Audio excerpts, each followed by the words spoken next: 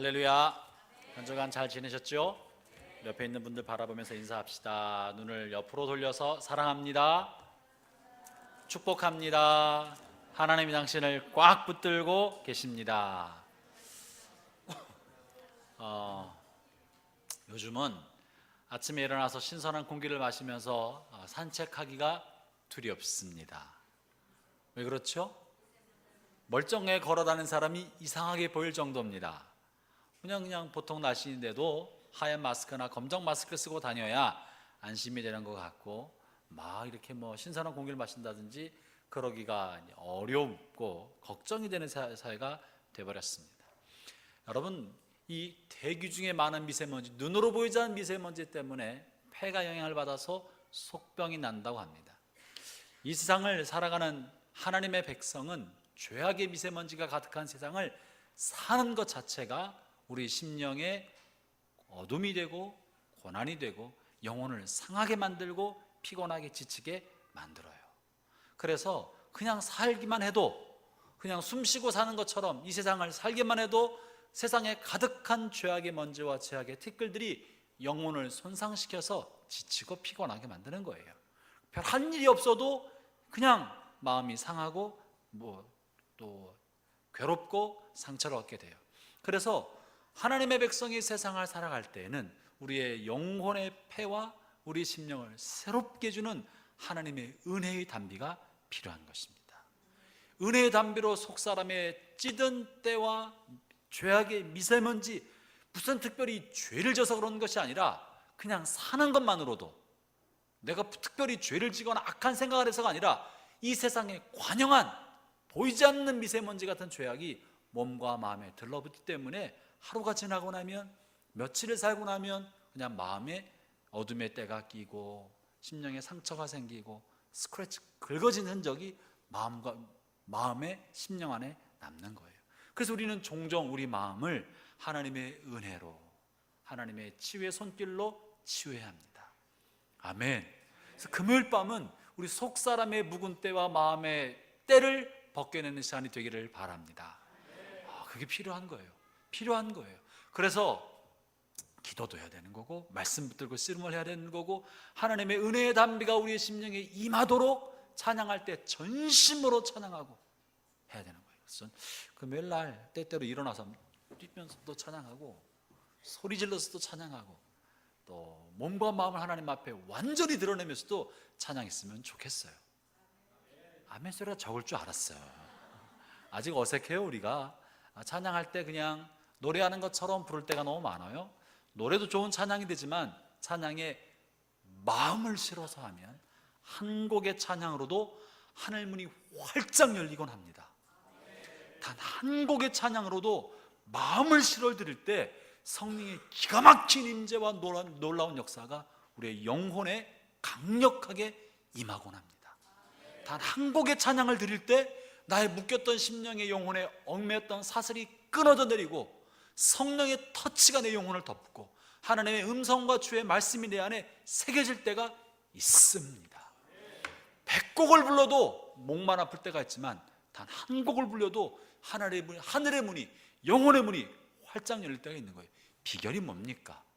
선곡에 있는 것이 아니고요, 가사에 마음을 실어 드릴 때 그 가사에 마음을 실어 드리는 나의 찬송이 하늘에 응답되고 하나님이 그것을 들으시고 우리 안에 역사하시는 거예요. 그러나 마음 실어 드리지 않는 찬양은 노래에 지나지 않습니다. 박수치며 드리는 노래에 지나지 않는 거예요. 그러나 마음을 실어 드릴 때 그 찬양은 하늘 문을 여는 강력한 열쇠가 됩니다. 그래서 우리가 철야 때도 수주일 예배 때도 찬양을 일어서게 해서 불편하게 만들 수 있지만, 여러분, 일어서게 하는 거는요, 우리가 더 마음을 모아서 하자는 거예요. 괜히 허리 아픈데 그냥 우리도 일어서라 말라 그러지, 앉아서 하도록 내버려두지, 그렇게만 생각하지 마시고요, 몸이 불편한 분은 앉아서 해도 좋습니다. 그러나 몸을 긴장시키고 마음을 더 긴장시켜서 주님을 향하여 내가 더 집중하게 하기 위하여 때때로 찬양 인도자들이 일어서서 같이 찬양합시다 할 때가 있는 거예요. 또 박수 쳐서 합시다 하는 거는 박수를 맞춰서 박자를 맞추라는 의미가 아니라 몸과 마음을 실어 하나님께 집중하자 하고 박수치게 하는 것입니다. 그래서 그런 찬양, 기도 이런 걸 통해 하늘의 문이 우리 안에 임하였으면 좋겠습니다. 삶이 지치고 고나기 때문에 우리에게는 그런 때가 반드시, 그런 시간이 반드시 필요한 것입니다. 그래서 우리의 지친 영혼에 필요한 것은 하나님의 은혜요, 또 사람과의 관계 안에서 격려가 굉장히 큰 힘이 됩니다. 격려. 왜냐하면 우리가 이 세상을 살아가는 동안에 내 옆에 남편도 있고 아내도 있고 자식도 있고 친구도 있고 그렇게 친구들과 만남의 시간을 갖고 지내는 것 같지만 사실 마음 깊은 곳에 있는 우리의 영혼은 고독한 거예요. 남편이 옆에 있어도 외로운 거예요. 아내가 옆에 있어도 고독한 거예요. 여러분, 싱글만 외로운 게 아니라 남편과 아내가 있는 사람도 외롭다는 사실을 알아야 합니다. 영혼의 외로움과 고독함은 남편과 아내로 안 충족되는 거예요. 자식이 없어 외로운 것이 아니에요. 자식이 10명 있어도 외로운 거예요. 우리 영혼의 고독은 사람이 채워주는 게 아닌 거예요. 그래서 이것은 하나님의 몫인 거예요. 고독하고 외로운 거예요. 물론 그 외로움과 고독을 하나님이 채워주시지만, 그러나 때때로 그 영혼의 고독을 사람들을 통하여 조금이라도 격려와 위로를 통해 조금이라도 보듬어주고 안아줄 수는 있는 것이죠. 있겠죠. 그러나 근본적으로 그것은 주님이 채워주신 겁니다. 요즘 사회가 얼마나 이렇게 외롭고 고독하고 또 지치게 사람을 만드는지, 수년 전이었죠. 한 7, 8년 됐나? 제가 기억한 2010년 어간에 호주에서부터 시작한 이 캠페인이 전 세계적인 센세이션을 일으킨 그런 캠페인이 하나 있었어요. 서로 외로운 마음을 위로하고 격려해주는 그런 운동. 혹시 뭔지 아시나요? 혹시 아시나요? 길거리에서 간판 하나 들고 이렇게 서 있던 사람 아시나요? 프리허그, 프리허그, 무료로 안아드립니다. 아무나 안아드립니다.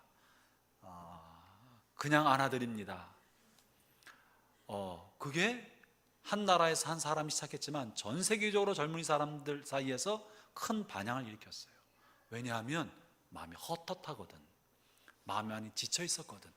어딘가 내가 나를 잘 알고 있는 사람을 통해 위로받을 수도 있지만 어딘가에든지 이 헛헛한 마음을 위로받고 격려받고 싶고, 누군가 나에게 잘하고 있어, 너 괜찮아, 잘하고 있는 거야, 그래 내가 옆 곁에 있어 줄게, 네 마음 내가 알아, 이런 메시지를 듣고 싶은 사람들이 그렇게 많은 거예요. 그래서 그냥 안아드립니다, 무료로 안아드립니다, 프리어 캠페인이 한때 그냥 전 세계적인 반향을 일으켰어요. 요즘은 좀 잠잠한 것 같지만 그 의도는 그런 거예요. 서로 헛헛한 마음을 달래주고 보듬어주고 힘이 되고 위로가 되고 격려가 되자는 거죠. 요즘 보면 우리나라 사회에도 다시 프리허그가 좀 일어나야 되지 않을까 생각이 들어요. 삶이 많이 지쳤어요. 청년 실업률이 계속 높아지고 있고 삶이 퍽퍽해졌어요. 지친 사람들에게 전 우리 교회와 성도들이 세상의 위로의 손길이 되었으면 좋겠습니다. 누군가가 저 자양동 사거리에서 프리허그를 한번 해보시면 좋을 것 같아. 구의역과 건대역 입구에서 프리허그 안아드립니다. 안아주고 그냥 꽉 안아만 줘도 어떤 영상을 보면 어떤 사람들은요 그냥 눈물을 흘려요. 꼭 안고, 어떤 사람은 그냥 딱 안아줄 때 이를 꽉 담으면서 속에서 북받친 슬픔과 아픔과 그런 고독한 마음을 이를 꽉 담으면서 풀어내는 사람들도 있고, 이런 수많은 일들이 그냥 안아주는 걸 통해 격려하고 지지해주고 위로해주는 걸 통해 일어나곤 합니다. 여러분 힘내길 바랍니다. 그런 마음으로 옆에 있는 분들에게 한번 다시 인사합시다. 잘하고 있어요. 잘하고 계십니다. 하나님이 당신을 꽉 붙들고 계십니다.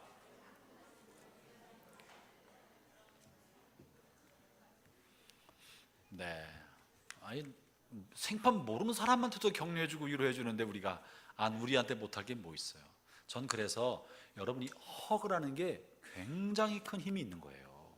그러니까 말로 전달하는 위로도 큰 힘이 되지만 때로는 사람은 스킨십을 통해서 소리 없는 메시지를 들어요.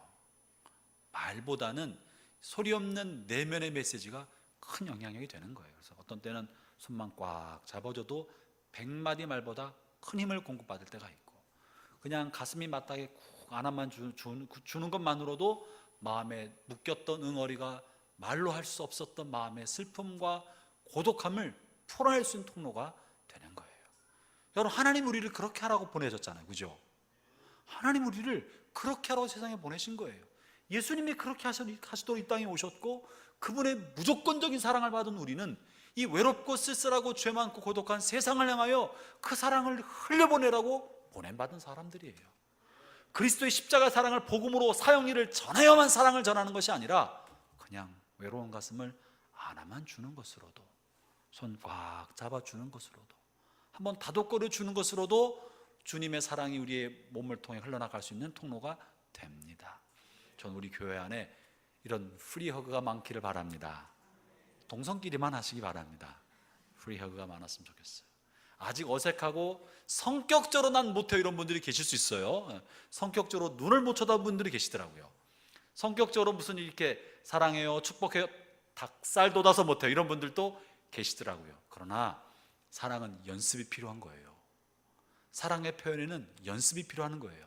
그 연습을 안 해서 못하는 거지 성격 자체만 그래서는 거 아닌 거예요. 여러분, 연습을 해서 내가 위로해 줄 사람, 또 내가 사랑에 공급해 줄 사람들에게 사랑합니다, 힘내세요, 잘하고 있어요, 지적하지 마세요. 못하는 거 다 있어요. 우리가 다 못하는 걸 지적해서 고쳐주려고 하지 말고 잘하는 걸 칭찬하고 격려해서 그 사람이 삶을 살아갈 희망과 용기와 격려를 공급해 주었으면 좋겠습니다. 오늘 본문에 보면 아브라함이 등장하는데, 아브라함이 지난 14장까지 어떤 일이 벌어졌느냐 하면 5개국 연합왕을 참패시켰던 그 사람들을 5개국 연합왕을 몰수히 쓸어갔던 정벌군 그돌라오메를 300여 명의 사람들이 이끌고 가서 무참히 쓸어버리고 빼앗겼던 재산과 포로들을 다 데리고 귀환해 왔습니다. 한 사람의 그저 노인 아버지가 하기에는 어마어마한 일이었어요. 강대국 4개국 연합왕을 휩쓸고 그들을 쫓아내고 그들을 물리치고 빼앗겼던 포로와 재산을 데리고 왔으니 이거야말로 아브라함은 영웅 중에 영웅이고 그 동네와 인근 사람들에게 큰 영광과 칭송을 받을 만한 사람이었어요. 그리고 본인도 얼마나 어깨가 펴졌겠어요. 그리고 지난 시간에 말씀드렸지만 그 인근에서 통일 왕국을 이룰 수 있을 만한 사람으로 추앙받았을지도 몰라요. 그런데 본문은 이상한 말로 시작해요. 이렇게 굉장한 영향력을 행사하고 가나안 땅에 이름을 날렸던 아브라함, 근데 오늘 15장 이제 막 시작하는 그 사건을 맞추고 나서 막 시작하는 본문의 내용은 조금 이런 좀 다른 듯한 느낌을 줘요. 그 내용이 뭐냐면 1절을 읽어보도록 합시다. 15장 1절을 읽어보겠습니다. 시작.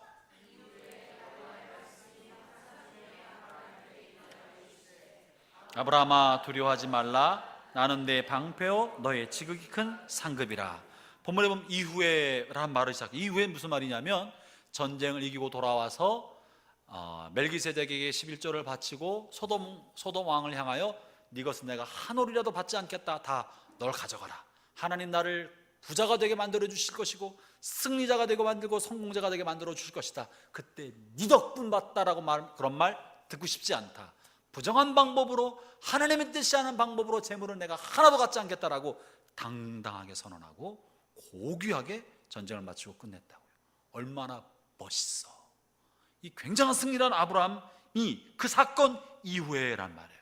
이 시간의 간격이 얼마나 지났는지 몰라요. 얼마나 지났을 것 같아요. 그런데 본문의 표현에 주님께서 뭐라 말씀하시냐면 환상 중에 임해서 아브라함에게 첫 말씀이 뭐예요? 두려워하지 마라. 왜 뭘 두려워했다고? 이 엄청난 승리를 거둔 아브라함이 겁날 게 뭐 있겠어요, 그죠? 겁날 게 뭐 있겠다고 두려워하지 마라 그랬겠어요. 그러나 여기에 비밀이 있습니다. 사실은요, 큰 승리를 한 사람일수록 두려움이 있는 거예요. 큰 성공을 얻은 사람일수록 두려움이 있어요. 미국 야구에 사이 영상이라는 상이 있습니다. 그것은 신인 투수가 최고로 성적을 올렸을 때 준 최고 신인 투수상이 사이 영상이에요.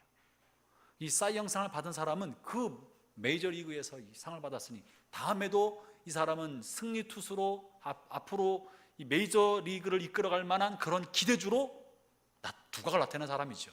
그래서 투수들은 MVP가 되는 것을 꿈꾸기도 하지만 MVP는 아무 때나 해마다 받을 수 있는 가능성이 있지만 사이 영상은요 신인한테만 주는 상이기 때문에 이거는 정말 그 신인 시기를 지나고 나면 다시 못 받는 상이라 굉장히 영예로운 상입니다. 근데 이 사이 영상을 받은 투수들이 징크스가 있어요. 사이 영상 받은 앞으로 이 메이저리그에 두각을 나타낼 만한 사람들이라고 딱 스포트가 받은 다음부터 광고도 밀려오고 인터뷰도 따오고 뭐 별일이 다 해서 그냥 순식간에 영웅으로 떠오르는 거예요. 근데 그 해에 사이 영상을 받으면 그 다음에 슬럼프에 빠지는 징크스를 다 가지고 있답니다. 왠 줄 아세요? 이 스포트 받는 부담이 너무너무 큰 거예요. 잘해야 된다는 압박감과 두려움이 너무너무 큰 거예요. 그러지 않았을 때는 그냥 자연스럽게 최선을 다했지만 지금 만약에 뭐 홈런 몇 방 맞았다 그러면 그 다음부터 저 사람은 과대평가된 사람이다, 지나치게 띄워졌다, 온갖 매스컴의 비난을 받으면서 추락하고 좌절하고 절망하고 그 부담감이 너무너무 크기 때문에 사람들이 받는 기대감에 대한 부담감이 너무 커서 대부분 슬럼프에 빠진답니다. 여러분 우리의 마음 그렇기 때문에 승리와 성공에 대한 부담감은요 너무너무 큰 거예요. 아브라함이요 이 전쟁에서 이긴 다음에 그 마음속에 정말 자신이 이 그돌라오멜 엘라만 그돌라오멜과 그 사람들과 싸우면 언제든 이긴다는 자신이 있었을까 두려웠을까? 여러분 같으면 자신감이 있었겠어요 두려웠겠어요? 그돌라오멜은요 무서운 사람이고요 자존심이 셌던 사람이에요. 소돔과 고모라 왕이 조공을 바쳤다가 더 이상 조공을 바치지 않겠다고 말하니까 이게 나를 무시해? 하고 연합군을 만들어 가지고 침공했잖아요. 자기가 무시받는 것을 참지 못하는 사람이에요. 하물며 왕도 아니고 동네 할아버지한테 당했으니 화가 나 안 나? 안 당해봤으면 말도 하지 마세요. 얼마나 화가 나겠어. 왕도 아니고 이름도 없는 사람이야. 누구니? 저기 사는 할아버지래. 그냥 조카가 잡혔다고 화가 나서 찾아왔대. 이 얼마나 열받는 일이야. 자존심 상했을 거예요. 다음번에 올 때는 막 더 많은 대군을 이끌고 내려올 가능성이 있는 거예요.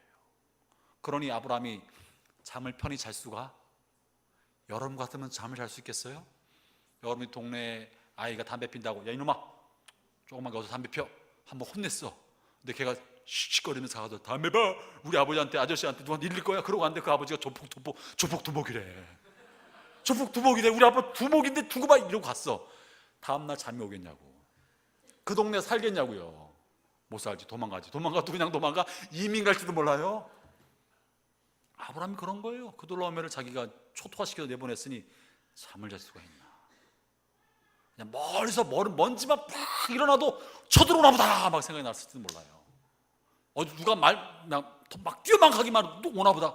온갖 생각이 밤마다 어쩌면 거대한 대군이 쳐들어오는 꿈을 꿨을지도 몰라요.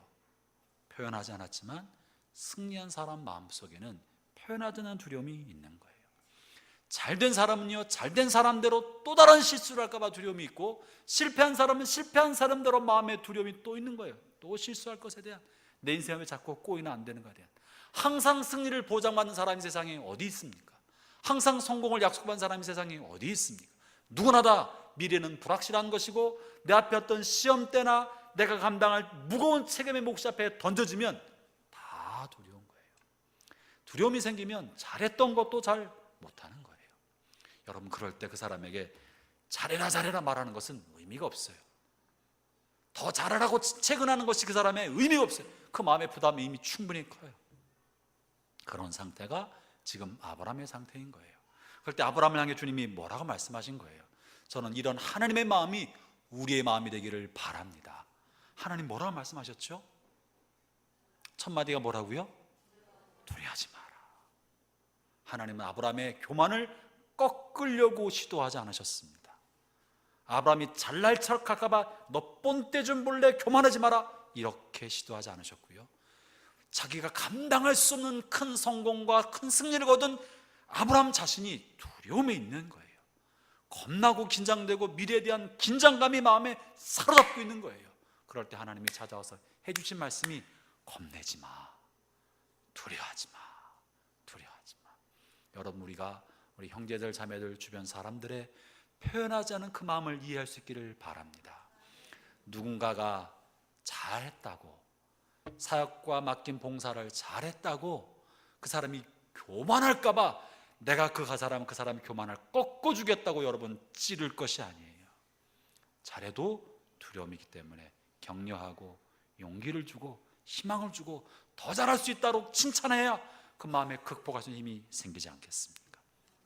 아브라함을 향하여 주님이 찾아오신 거 와서 하신 말씀이 두려워하지 말라는 말이에요. 여러분, 이 두려워하지 말라는 말, 하나님 우리의 마음에 있는 이런 깊은 연약함을 아시고 하신 말씀인 것입니다. 이 말씀은 오늘 저와 여러분에게 주신 주님의 음성입니다. 사랑하는 형제자매 여러분, 우리는 불확실한 미래를 전쟁 같은 사회 속에서 살아가고 있습니다. 아무도 우리의 삶을, 성공적인 삶을 살 수 있다고 나는 보장한다고 할 수 있는 사람 한 사람 없어요. 지금 사업을 잘하는 사람도, 직장에서 승승장구하고 승진하는 사람도, 한번 주변 사람에게 인정받고 살아가는 사람도, 원하는 대로 일이 다 이루어지는 사람도 내년이 그렇다고 아무도 보장 못합니다. 그럴 때 하나님 우리 가운데 오셔서 두려워하지 마라. 할렐루야. 여러분 자신의 가슴에, 왼쪽 가슴에 손을 얹고 여러분 이름을 넣고 한번 얘기해 봅시다. 누구누구야. 상우가 두려워하지 마라. 두려워하지 마라. 두려워하지 마라. 하나님께서 성경에 하나님의 백성들에게 하셨던 수많은 약속의 말씀과 이야기들이 있습니다. 그 중에 하나님이 가장 많이 하신 말씀이 바로 이 두려워하지 말라는 말이에요. 두려워하지 말라는 말, 이 말은 하나님이 그의 백성을 향해서 하신 말씀 중에 가장 많이 하신 말씀입니다. 왜 이렇게 하셨겠습니까? 하나님을 믿는 우리들도 이 세상을 살아가는 동안에 불확실한 미래, 내가 감당해야 할 세상의 몫을 생각할 때마다 마음에 불안과 두려움이 생긴다는 거예요. 근심과 염려가 생긴다는 거예요. 그렇기 때문에 하나님은 우리를 향하여 두려워하지 마라, 이 말을 반복해서 해주셨습니다. 오늘 아브라함을 향해서도, 그 승리한 아브라함을 향해서도 두려워하지 말라고 말씀하셨어요. 창세기 26장에 보면 이삭을 향해서도 두려워하지 마라. 또 형 에서를 속이고 아버지 이삭을 속이고 삼촌 라반을 향해 도망가고 있었던 야곱을 향해서도 두려워하지 마라 말씀하셨어요. 뿐만 아니라 모세를 향해서도 민수기 21장에서 두려워하지 마라 말씀하셨고, 가나안 정복 전쟁을 앞두고 있던 여호수아, 한 번도 전쟁에 패배한 적이 없는 백전백승의 불굴의 명장 여호수아를 향해서도 하나님께서 여호수아에 나타나서 두려워하지 마라, 두려워하지 마라. 여호수아는요, 가나안 땅 정복 전쟁과 그리고 광야를 지나는 동안에 찾아왔던 아말렉과의 모든 전투에서 딱 한 번 져봤어요.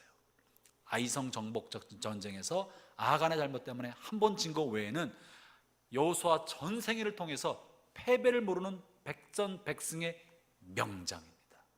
그를 향해서 하나님께서 하신 말씀도 두려워하지 마라, 내가 너와 함께 할 것이다, 놀라지 마라, 내가 너를 붙들어 주겠다. 이 두려워하지 말라는 말씀을 주신 거예요. 그러니까 모든 사람 마음속엔 두려움이 있는 거예요. 하나님 그런 우리에게 말씀해 주시는 것입니다. 그러므로 사랑하는 형제자매 여러분, 여러분 인생에 무엇이든지 간에 두려워하지 않기 바랍니다. 담대하기 바랍니다. 담대하기를 바랍니다.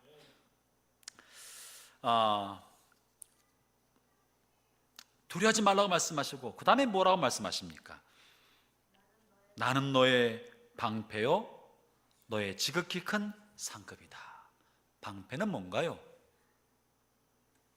공격으로부터 보호해 주는 거잖아요. 지금 아브라함 마음속에 뭐에 대한 두려움이 있는 거예요? 열받은 그돌라오멜이 거대한 군대를 이끌고 쳐들어올지 모른다. 그럴 때 자기는 어떻게 해야 될까? 두려움이 있는 거예요. 원래 아브라함은 싸움을 잘하는 그런 사람이 아니잖아요. 군사를 키운 사람이 아니잖아요. 아브라함이 전쟁에 참여했던 것은 그저 조카 롯에 대한 애정과 사랑과 건져내고 싶은 불붙은 사랑의 열정 때문에 전쟁에 참여했던 것이지 뭔가 얻으려고 했던 사람이 아니었던 거예요. 그래서 아브라함은 전쟁을 잘하는 사람이 아니에요. 그래서 이 누군가 공격해 온다면 어떻게 해야 될지 두려움이 있는 거예요. 그 마음을 잘 하신 하나님께서 아브라함을 향하여 자신을 표현할 때 놀라운 비유법을 사용하신 거예요. 나는 너의 뭐다? 방패다. 하나님 우리를 향하여 우리에게 말씀하고 다가오실 때 하나님의 입장에서 그분이 교리적 전달, 그것을 하려 하지 아니하시고 우리의 눈높이에 맞춰서 우리에게 말씀해 주시는 거예요.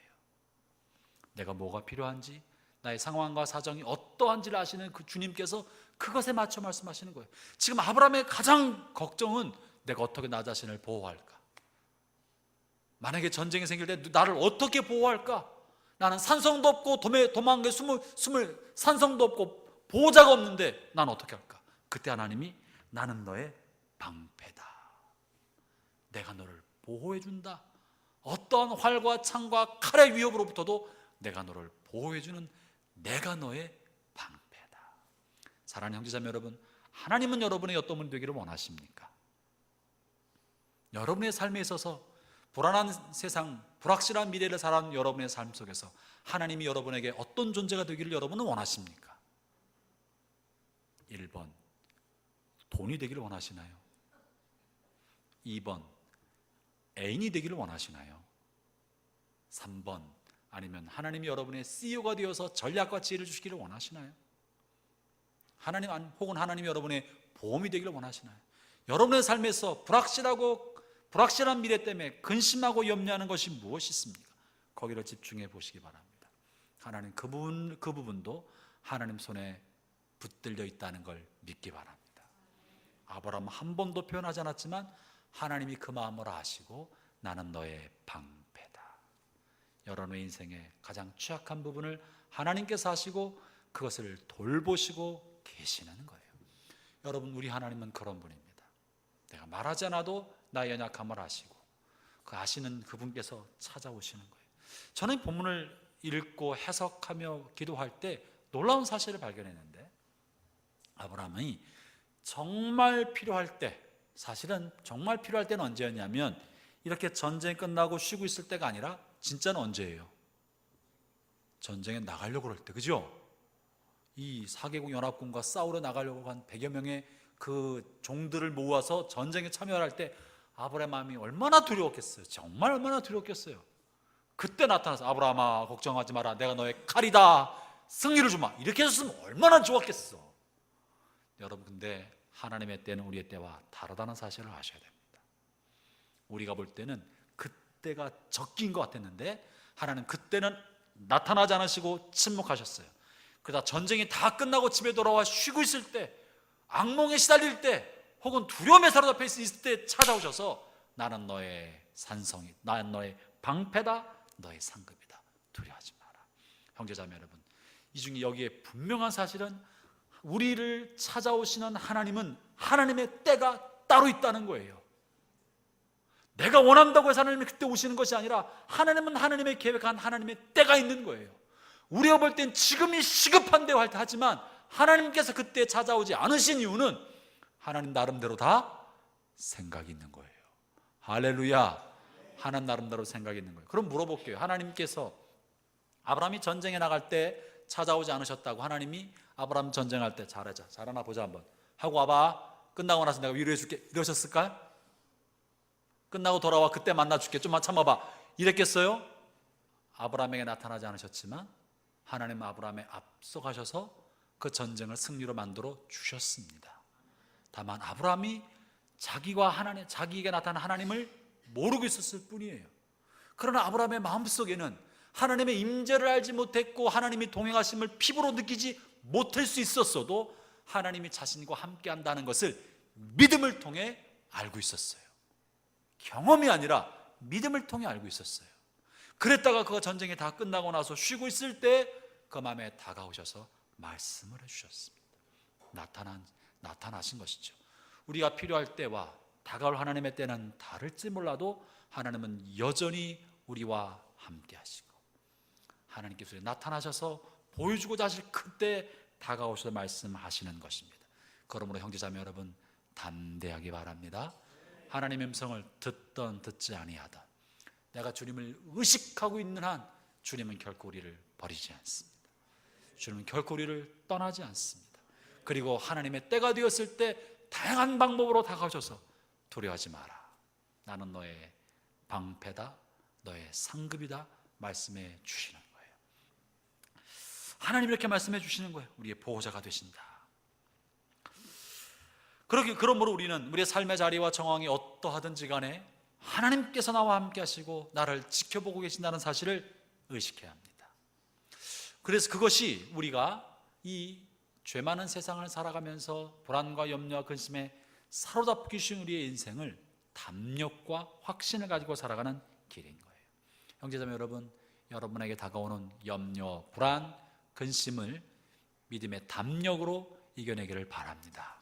그러려면 첫 번째 필요한 것이 하나님에 대한 신뢰예요. 불안, 염려, 근심, 두려움을 극복하는 첫째 비결은 하나님에 대한 신뢰예요. 하나님이 나에게 느껴지지 않고 눈에 보이지 않고 손에 잡히지 않고 그분의 음성이 내 귀에 들리지 않는다 할지라도 하나님 나와 함께 하신다. 그분 나를 결코 버리지 않으신다.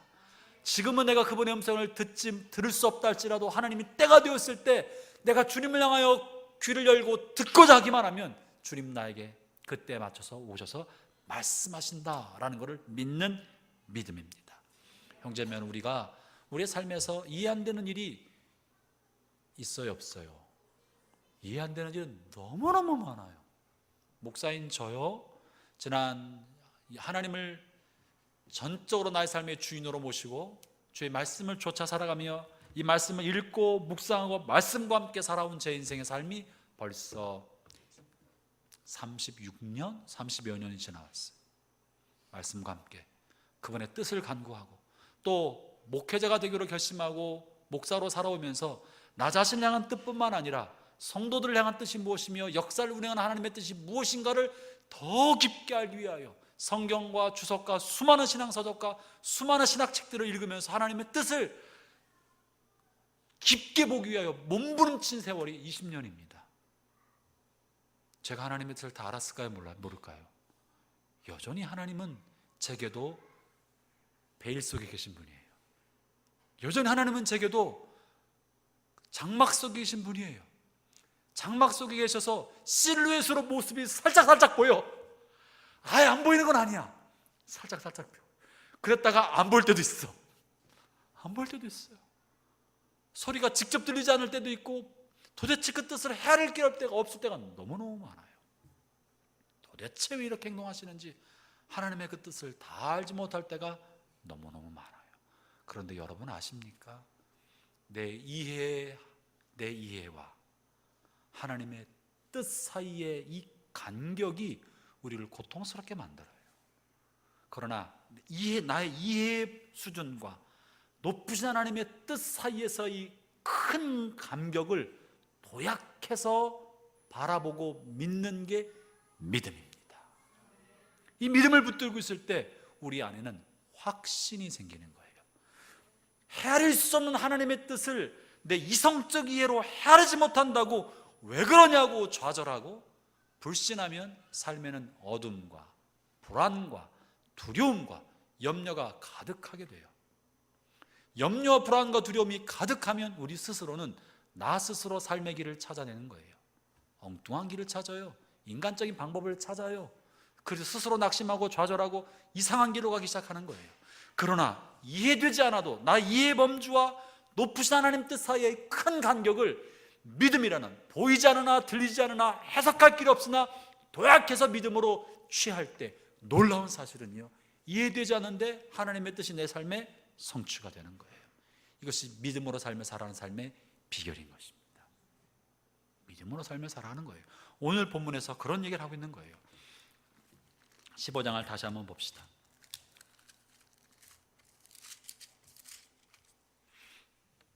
15장 5절부터 6절 4절 5절을 읽어볼까요?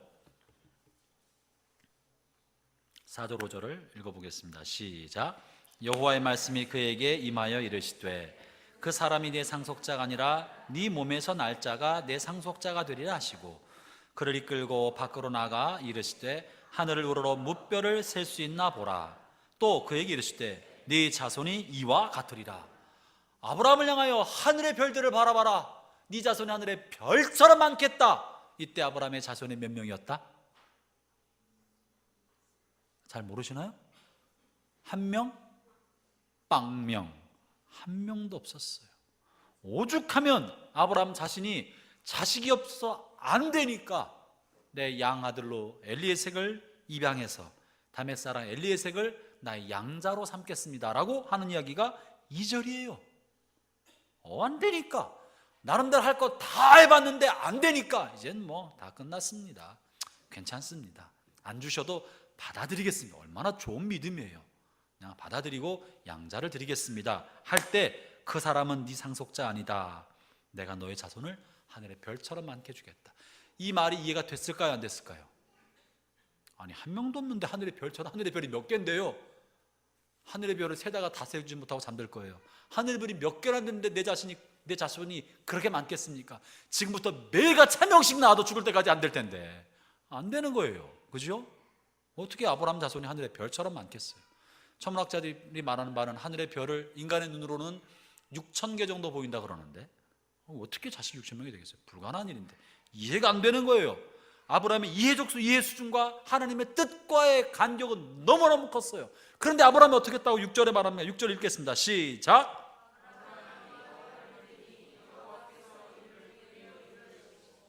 아브라함이 여호와를 믿으니 여호와께서 이것을 그의 공의로 여기시고, 옛날 개혁 성경에는 그의 의로 여기시고. 하나님이 볼 때 우리 안에 있는 발견하기 원하는 의는 뭡니까? 선을 행하는 것이 아니라 하나님이 하실 일에 대한, 이해할 수 없으나 하나님이 하실 것에 대한 나 이해범주와 하나님의 뜻과의 관계에서 간격이 너무나 크지만 그걸 믿음으로 취하고 받아들이는 것, 이것 자체가 의인 것입니다. 그것을 보시고자 하시는 거예요. 하나님 아브라함이 원하셨던 것은 이것을 받아들이는 것입니다.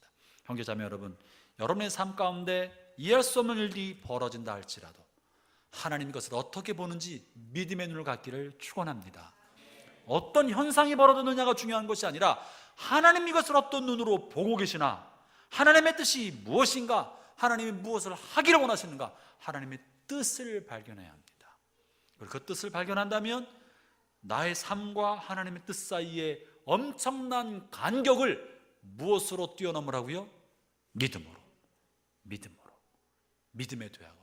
그럴 때 하나님이 그것을 의로 여기는 것입니다.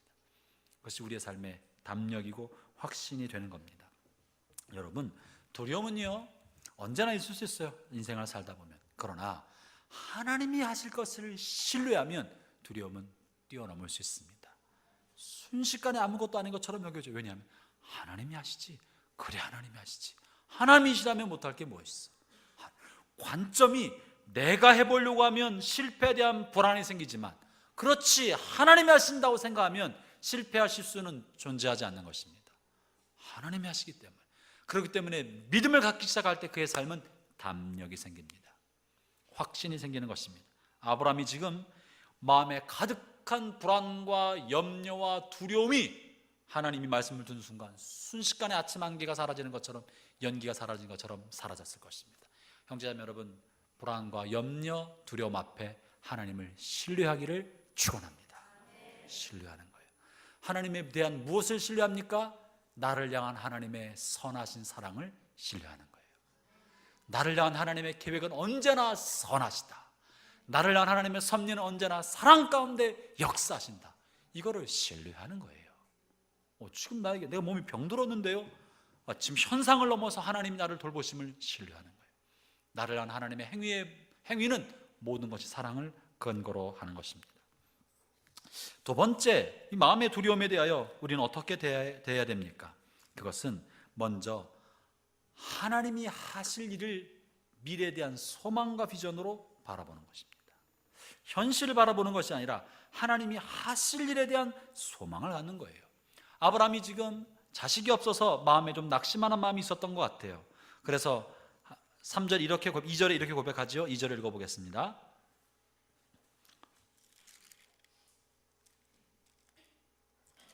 시작. 아브라함이 이르되 주 여호와여 무엇을 내게 주시려 하나이까? 나는 자식이 없사오니 나의 상속자는 이 다메섹 사람 엘리에셀입니다. 아브라함의 마음속에 자식이 없음에 대한 근심이 있었어요. 왜 이런 고백을 했느냐면요, 사실 1절에 하신 이야기 때문에 그렇습니다. 1절에 하나님께서 아브라함에게 아브라함아 두려워하지 마라, 나는 너의 방패요. 왜 방패라고 말했는지 말씀해 드렸어요. 그 다음에 뭐라 말씀하시냐면 너의 지극히 큰 상급이다, 너에게 주는 상이다 라고 말씀하셨어요. 아브라함의 생애에 받은 상은, 하나님을 경외하는 삶으로 말미암아 받은 상은 재산이 아니고 능력이 아니고 명예와 권력이 아니라 하나님 자신이 네가 받은 상이란다 라고 말씀하신 거예요. 그럴 때 아브라함이 정말 내가 받고 싶은 상은요, 그게 아니라 뭐예요? 라고 말하고 있는 거예요. 내가 정말 받고 싶은 거는요, 그게 아니라 자식이에요. 난 자식이 없잖아요. 이 얘기를 하고 있는 거예요. 하나님, 난 자식이 없어요. 나에게 차라리 자식을 주시죠. 그러니까 하나님 한 분만으로 만족하지 못한 거예요. 자식이 있으면 좋겠어요. 저는 그냥 다메섹 사람 엘리에셀이 나의 산속자가 될 겁니다. 3절에 불평처럼 이렇게 말하죠. 아브라함이 또 이르되 주께서 내게 씨를 주지 아니하셨으니 내 집에서 길린 자가 내 상속자가 될 것입니다. 불평처럼 얘기한 거예요. 그럴 때 하나님이 이렇게 말씀하신 거예요. 아브라함을 너 너무 멋있어, 믿음 없는 자식 같으냐, 이렇게 하지 않으시고 아브라함 일로 와봐. 아마도 어깨동무를 딱 하시고 오지 않았을까? 아니면 손잡고 일로 와봐.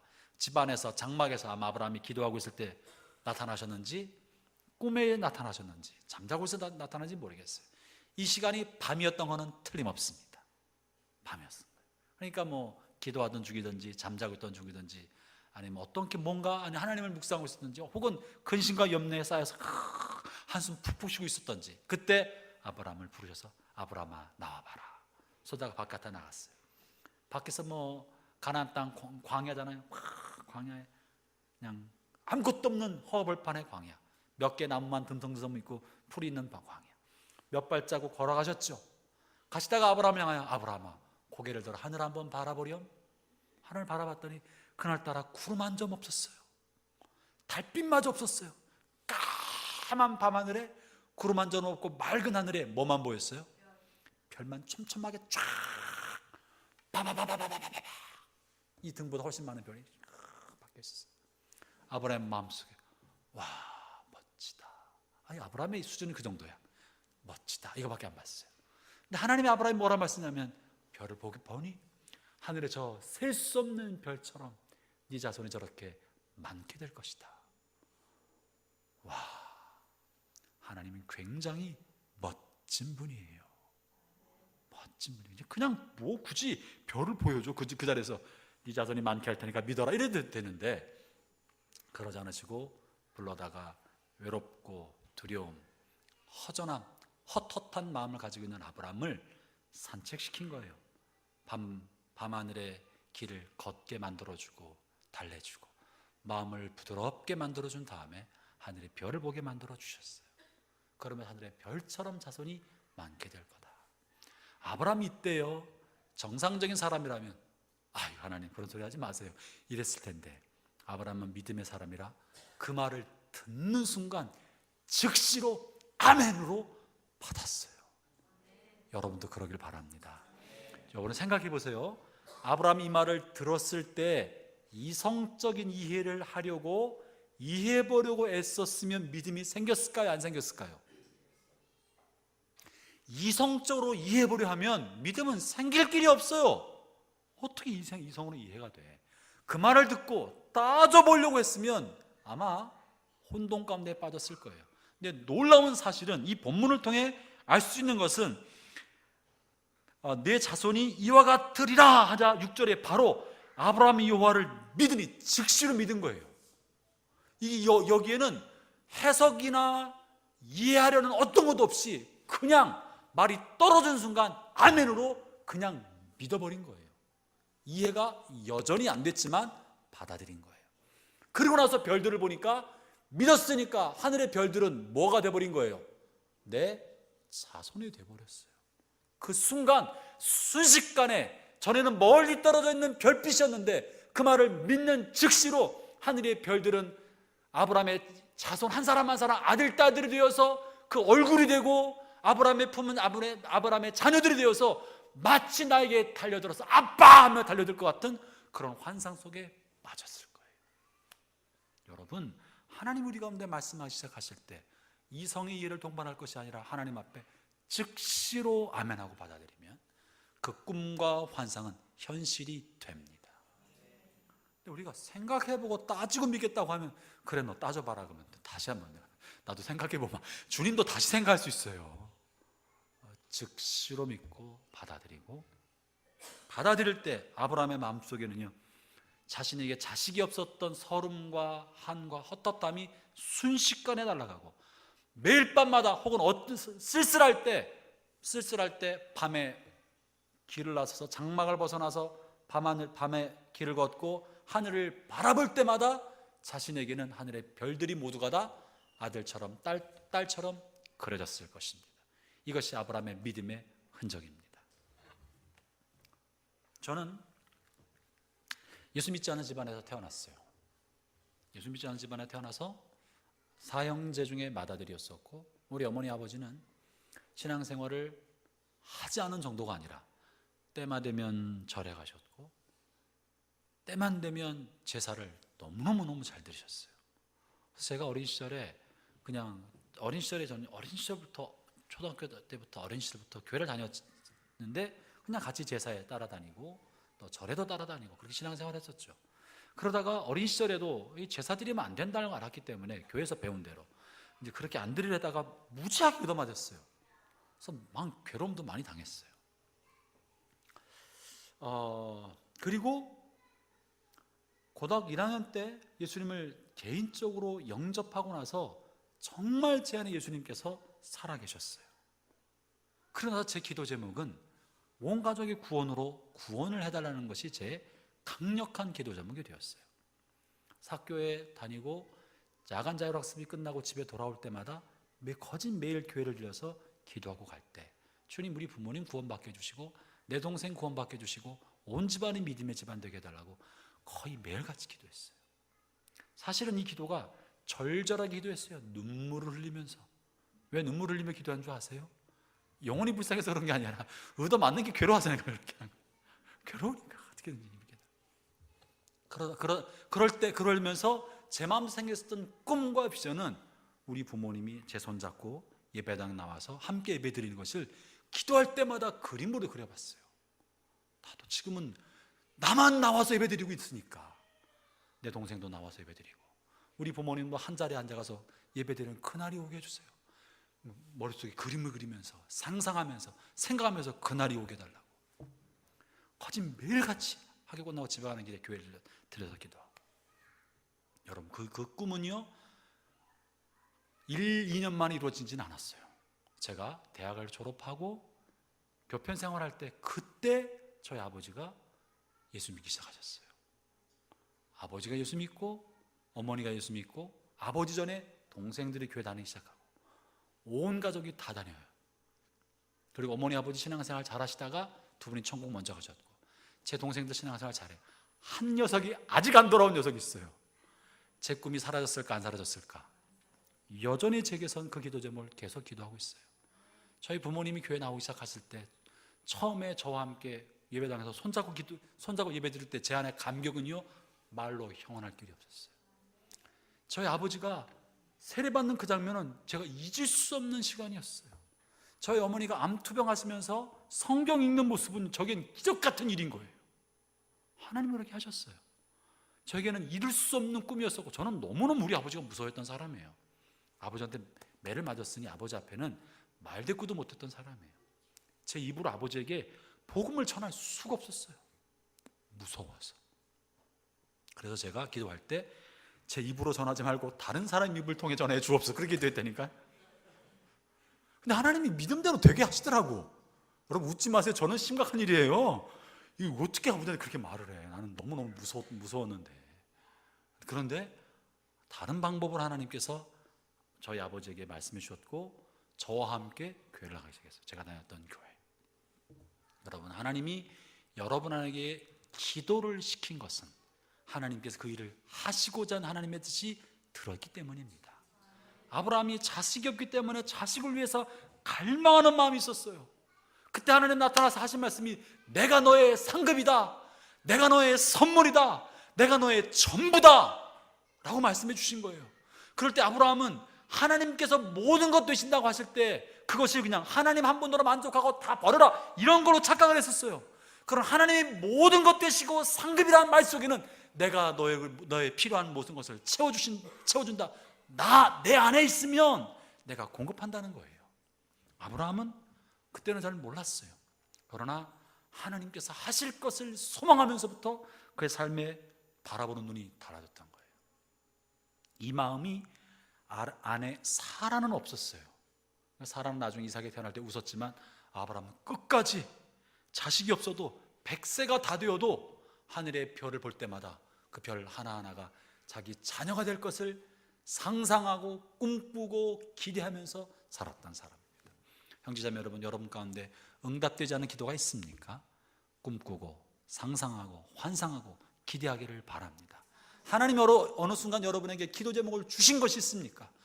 아직 10년, 20년 이루어지지 않았다 할지라도 버리지 마세요. 여러분은 잊어도 하나님은 잊지 않으시기 때문에 계속 기도하기를 바랍니다. 아직 예수 믿지 않은 제 세 번째 동생, 저는 여전히 기도하고 있어요. 하나님이 계속 기도하라고 한 녀석을 남겨둔 것 같아요. 계속 기도하라. 언젠가 하나님이 하실 거라고 믿습니다. 하나님이 하시는 것입니다.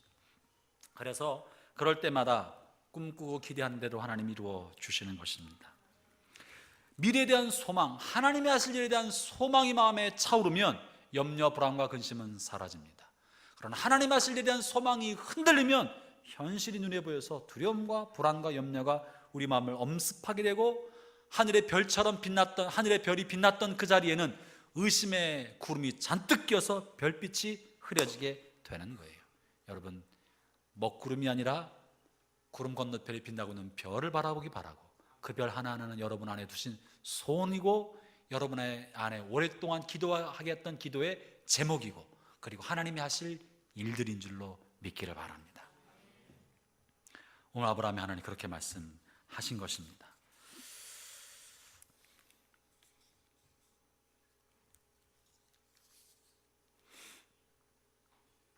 예수 믿는 사람들은요, 그렇기 때문에 믿음으로 사는 사람들입니다. 의인은 믿음으로 말미암아 살리라 라고 말씀하지 않으셨습니까? 하나님의 사람들은 보이는 대로 살지 않고 보이지 않는 믿음으로 사는 사람들입니다.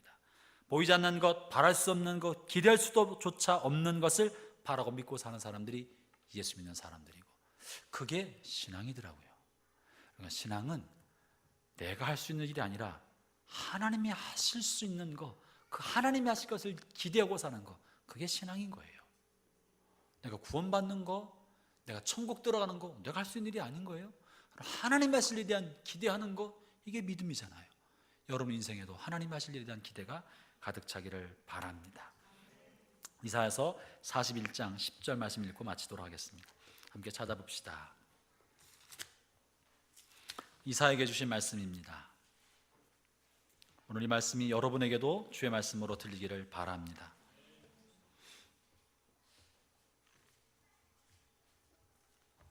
이사야서 41장 10절 말씀 찾으신 대로 함께 읽도록 하겠습니다.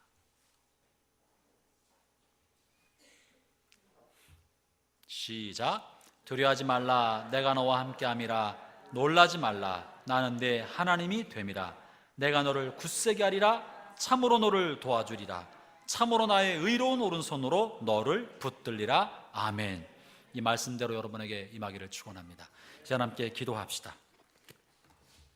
시간 기도할 때 여러분의 마음을 어둡게 만드는 거, 근심하게 만드는 거, 염려하게 만드는 것이 있습니까? 그것이 무엇이든지 오늘 주신 하나님의 말씀 앞에 섭시다.